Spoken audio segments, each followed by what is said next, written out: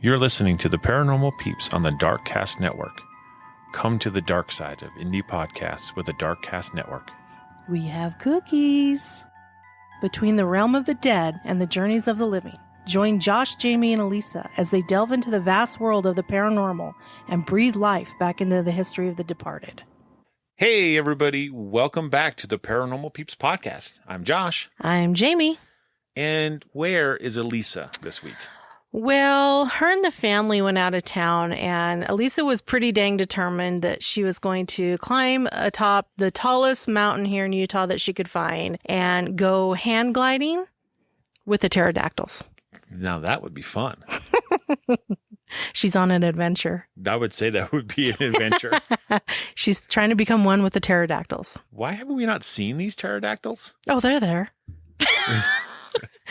Only Elisa knows where they're at. We're going to have to ask her when she gets back. Yeah, I told her if all goes well and she kind of infiltrates their little clan there, that to invite us along next time. Right? That'd be great. So last week we talked about that haunted chateau in France. And this week we're going back to Normandy, France. But again, not to the beach, but we are going to an abbey. Another abbey. Yeah. Yeah, we did one a while ago. Yeah, we did. And this one has got some amazing stories associated to it. Can't wait. Let's get into it. So the Abbey de Mortemer is one of those tucked away places to visit that you hope will never change. It's not a huge tourist attraction, which is kind of nice, but it is still quite remarkable. And honestly, the pictures that I've seen are just absolutely gorgeous of this place, both as it was and as it is. Yeah, we'll have to post some of those. Oh, definitely. So a narrow road leads to the grassy car park and a tiny ticket office built from old stones.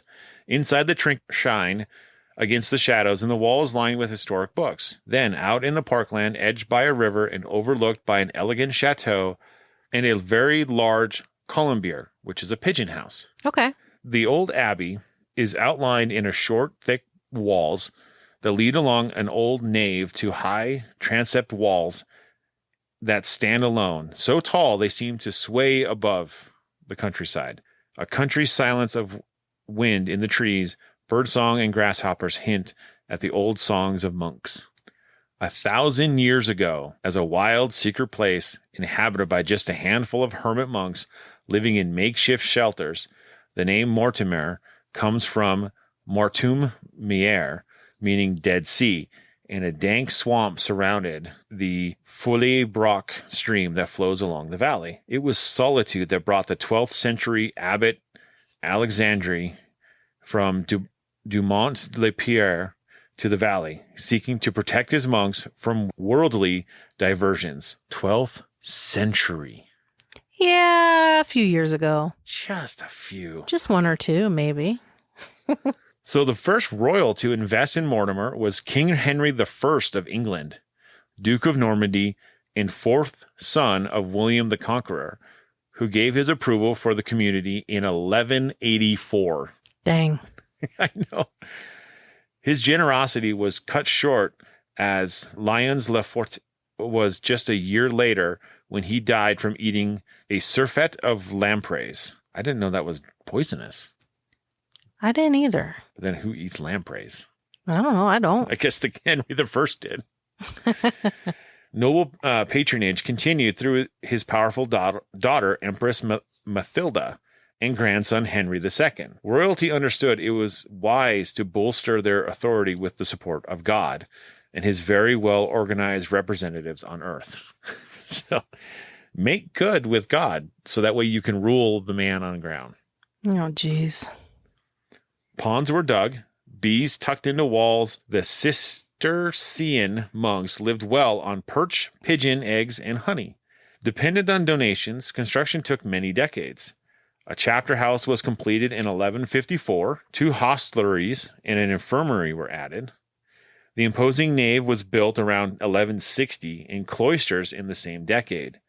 Eventually, the finished church was consecrated on March 8th, 1209, by Robert Poulin, the Archbishop of Rouen. By the 15th century, Mortemer was home to hundreds and the most powerful abbey in Normandy. Good management, income from their lands, some as far away as England, and generous gifts gave security even as the 100 Years' War swirled around them. By the time it was over, in 1453, the abbey was no longer under the English crown, but was now French.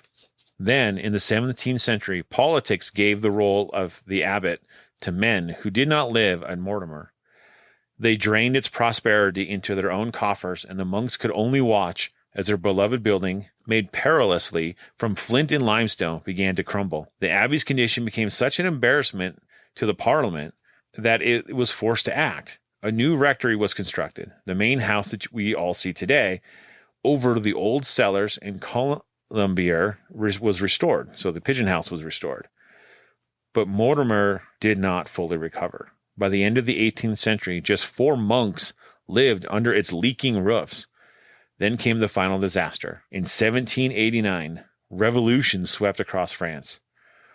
Religion was out of favor. Churches and abbeys were stripped of their wealth. The humble monks at Mortemer were thought to be harboring a secret fortune. Perhaps to the poor of the valley, they were. One day, in 1790, the revolutionaries arrived at the abbey. They hunted down the monks, dragged them to the old cellar. Here, the last living remnants of Mortimer's gentle brotherhood were massacred, their blood mingled with the wine from broken barrels. Jeez, that's horrible. Yeah, like I understand fighting, like killing a soldier, an enemy soldier, or a revolutionary or whatever at that point. These are pacifists. Yep. There's no fight in them. Ugh, it's horrible. The abbey and its farm were sold on March 31st, 1791, as a national asset by the new government for the sum of 84,200 livres, which I'm not sure that must be an old French currency. Yeah, and I don't know what that would compute to by today's standards. Yeah, millions probably. M. Duval, the merchant grocer from Grand Andely, became the owner of the mill, lands, meadow, cloister buildings, bells, sacred vases, ornaments, and furniture. He cheerfully sold the abbey's stones to builders, abandoning the property when it stopped turning him a profit just a few years later. From 1808, the abbey changed between more sympathetic hands, losing some buildings, maintaining others, until it was bought in 1865 by a rich Parisian, M. Delarue, who moved in with his wife and 2 children. They soon discovered it was a very troubled building. Oh, there's a lot of history there. Yeah. So I'll have to post this picture, but there's a picture from 1824. It's kind of it's a vintage postcard, but it shows what the abbey looked like in 1824. Wow. Just decimated. They ain't much left. Not much left standing. No. Well, that's what happens when you get someone that comes in there and decides to just rip it apart and sell the stones off. Oh, yeah. For their own profit. Yep. The family Delarue were not alone at the abbey.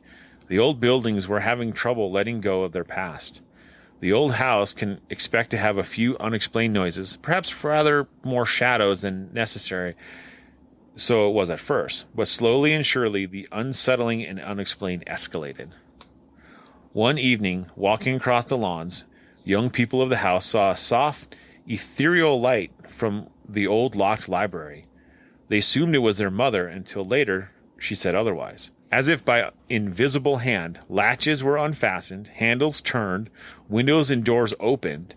Paintings in the corridor on the first floor were discovered turned to the wall or fallen to the floor without a broken string or loose nail. Footsteps trudged along empty corridors. Electrics inexplicably failed and muffled voices droned inside the walls. One room was particularly unsettling. A pretty pink bedroom that looked out over the lawns towards the columbier. We'll call it the pink room. Yes, the pink room.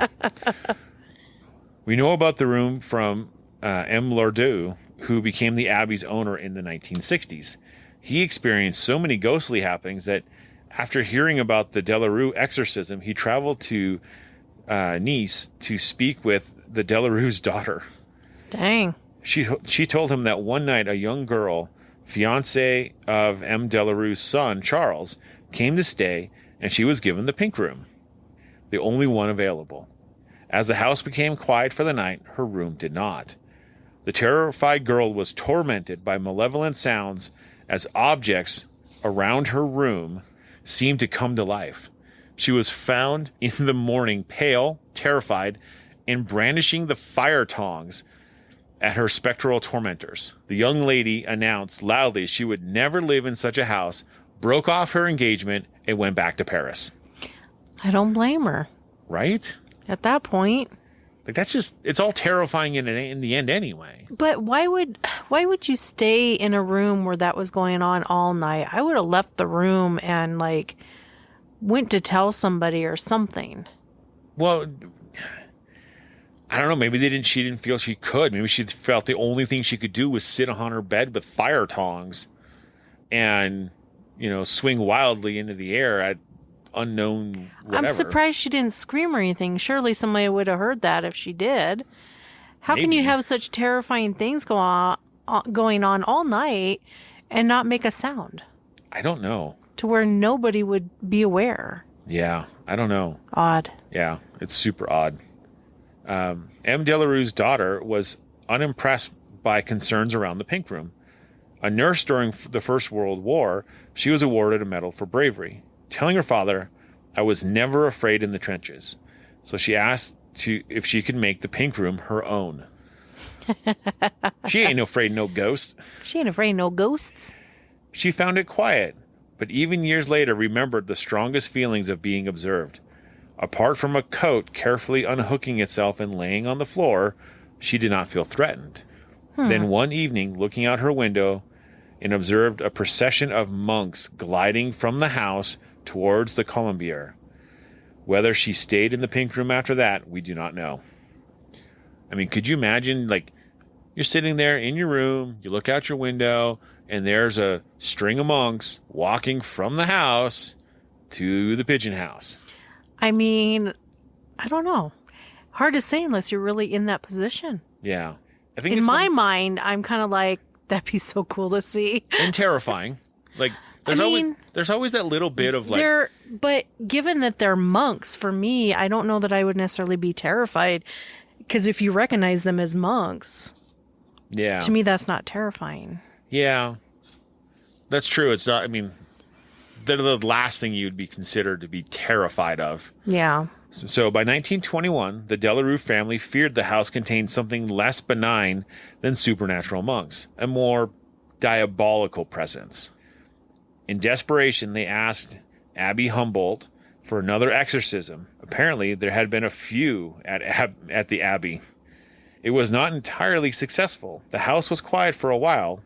Shortly after the Delarues left, Mortemer and put the property up for sale, it took 10 years to find a buyer. Word travels. Right? So the monks had continued to make their presence, and one saved the life of an English paratrooper in World War II. The soldier bailed out over the forest and was spotted by the enemy. A monk emerged from the forest as if from nowhere and led him to safety of a resistant cell, then disappeared. The resistant knew it could only be a ghostly Abbey monk. That's pretty cool, too. That is pretty cool. Which is why it'd be hard to be scared of them, because they're helping people, stay alive. Right. When M. Lerdoux bought the Abbey in 1965, alongside the dilapidated buildings, he inherited M. Lucien, a farm worker who slept in the basement. Asked if he wished to continue working at Mortemer, he readily agreed, provided he could be housed elsewhere, even if it was at his own expense. He explained that since his arrival at the Abbey some half-dozen years before, he had been terrorized by nocturnal noises. From 11 o'clock in the evening to 5 o'clock in the morning, the sound of spectral footsteps in the corridor above haunted him. He said, "These steps in the hall at night, I hear them so well that they wake me up. It's been going on for years. I cannot take it anymore. For nothing in the world would I want to go back to sleep there." Aware how unusually alive this house was, M. Lerdoux found a cottage nearby for him. It's funny, though, that he stayed there as long as he did with that going on. Yeah. Like, this is the part I don't get when people are like, they wake me up and I hear these terrifying sounds from 11 p.m. to 5 a.m. And yet they put up with it for years upon years. Yeah. Doesn't that seem kind of strange? Yeah. It does. It's like, oh my gosh, this has been going on for 2 years. Maybe we should call someone in to help us. Or say something. Yeah. But maybe it's just that piece, right? Where people, they get used to it, for one, right? But two, who's going to believe them? Well, obviously, this guy didn't get used to it because he says, yeah, I'll stay on, but you got to move me somewhere else, not here, anywhere but here. But he was there for 12 years. I know. That's my point. Well, like, why? Yeah, I know. Why not request to be moved beforehand or, find somewhere nearby, something? Well, I mean, he technically was a servant, so I don't know how much clout he had to be able to ask to move. Well, it can't hurt to ask. Worst they're going to tell you is no. Yeah. But it did sit empty for 10 years. So, I mean, he was like the only groundskeeper. Here's the thing. If he was there for 10 years by himself. Why couldn't he live anywhere he wanted? Right? Why didn't he pick a different room? So there's other legends associated to the Abbey. One of them, is a white lady. Gee, I've never heard that before. Right? Legend says after the death of his only son, King Henry I, in an attempt to reform his daughter, Matilda, he locked her in a room in the Mortemer Abbey for 5 years. Reform her from what? Does it say? It doesn't say. Of course not. The anger and hate she felt stained and seeped into the walls of the monastery. But, as we know, Matilda didn't die there. She went on to live for several decades into 1167, when it said her spirit returned to the abbey to haunt the area as the White Lady. She is said to appear on nights closer to a full moon, moaning as she drifts through the ruins of the monastery. Those that have reportedly seen her, or known of others that have seen her, say she can either be wearing black or white gloves. It appears that if she appears to you with white gloves, you are destined for good luck. But if she comes with black gloves, you are cursed to die within a year. Oh, geez. Let's just twist this a little bit more, shall we? Oh, we shall. It gets better. Always does.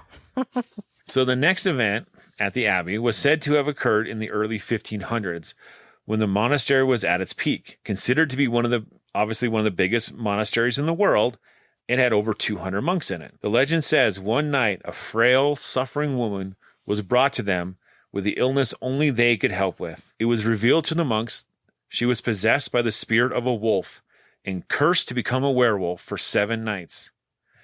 The monks chained her to a room, went about conducting multiple exorcisms to eradicate the spirit. In the end, it worked, but possibly unbeknownst to the monks, whatever evil wolf spirit or demonic force that was in the woman attached itself to the grounds in the walls of the monastery.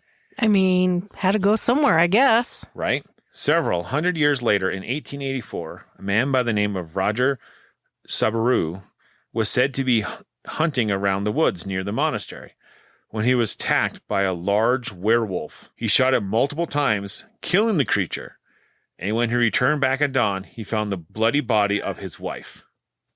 Some say the spirit of Roger's wife or his own heartbroken spirit still wanders the area when the moon is full. Or did he just shoot his wife and just make up the story? I mean, how did he not go to prison for that? Well, I mean, because back then people had different beliefs. So I'm sure when he said, I saw this werewolf, and so I fired some shots at it, and I thought it had run away, but then I went back the next day to look, and there was my wife dead. So he carries silver bullets with him? Or is that just also folklore and myth? I'm pretty sure it's made up. If it came out of the mouth of a human being, it's probably made up. Just like werewolves. There you go. Who knows? Yeah. But it sounds like, how convenient, though. And that's probably exactly what he thought. Oh, how convenient this would be. Right. I could just say I saw this werewolf. And I fired some shots. And it ran off. And I went back the next morning. And I see my wife laying dead. Yeah. A few yards from where I originally shot the werewolf. But my question is where was your wife all night? Did you not notice she was not with you? Or in the house or anything? Did you not notice? You would think. You would think that you would notice those things. Well, this is why I say he probably just used the convenience of the whole werewolf thing to murder his wife. Right. So there's another tale. It's a tale of Goblin, which is Norman for goblin. It says that a treasure was buried and now lost under the abbey. A treasure fantastic enough to restore the Mortemer to an early glory. The Goblin here is disguised as a cat and guards the secret hoard. If you meet the Goblin and can stay awake until it sleeps, the treasure will reappear. Okay. I'm not even really sure why they'd be hiding a fantastical treasure below the abbey. I don't know. Why is it guarded by a cat? I don't know. Well, it takes the form of a cat. And you have to... I don't know. You have to be there till it sleeps? I mean, what if it's one of those things where they stay awake for a fortnight? Oh my gosh. So 2 weeks. There's no way. Right? Well, I mean, but a cat, like, we have cats. I mean, they sleep all the time. Yeah, but it's not a cat. That's true. It's not a cat. And that is the story of the Abbey de Mortemer. Interesting. It's a fun one. It is. These stories are, yeah, you can sit there and roll your eyes and say, oh, sure, right. But for a story, it's entertaining. Yes. It really is. And let's face it, these things were built in the late 1100s. Yeah. Long, long ago. That building currently stands 1,100 years old. Isn't that amazing? It is it's flabbergasting, honestly. And to think that the new buildings that are there were built on the old buildings. Yeah. So that original cellar where those monks were murdered. It was the absolute original. Yeah. Which, unfortunately, is also where that poor farmer had to spend the night for 12 years. Yeah. And I'm sure he probably heard the monks walking around. Yeah. But it doesn't sound like it was anything malevolent. No, but I get where if it keeps you up and it starts at 11 p.m. and ends at 5 a.m. and keeps you up like that, yeah, you're bound to kind of go a little bit crazy. Right? Because you're not getting any real sleep. No, that's a lot of noise. That's a lot of noise. And it's like, and the thing is like, I wonder, I mean, obviously it was every night, right? Or he thinks it was every night. I mean, he had to eventually fall asleep. Well, so it's one of those things like, okay, all right, it's winter. It gets dark at 7:30 tonight. I'm just going to go to bed right away. Yep. And hopefully I get some sleep before this stuff wakes me up. Summertime, you're hosed. Well, and I mean, there comes a point where you get so tired that you just sleep like a rock and you're not aware of any noise. Yeah. Because you're just that tired. I think the one that there are two that just make me giggle. It's the werewolf and the goblin cat. Yeah. So our cats aren't cats, they're goblins. I often stay awake looking at them while they sleep. That's weird. Where is the treasure? You're weird. I can't. Obviously, it's somewhere else. Oscar likes to sleep on me while I'm working. Okay, so maybe that is your treasure. The love of a cat? Love of a kitty cat. I'll take it. Everybody, if you enjoy stories like this of the Abbey Mortemer and other haunted locations or just ghostly sightings, please like and subscribe to our channel and our podcast. And as always, stay ghosty, my peeps.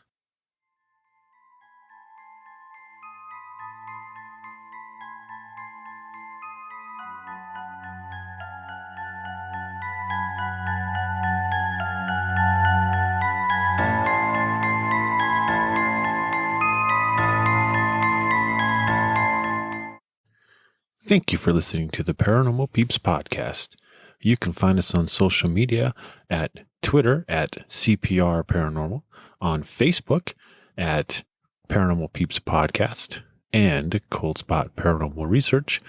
And you can find us on Instagram at coldspot_paranormal_research.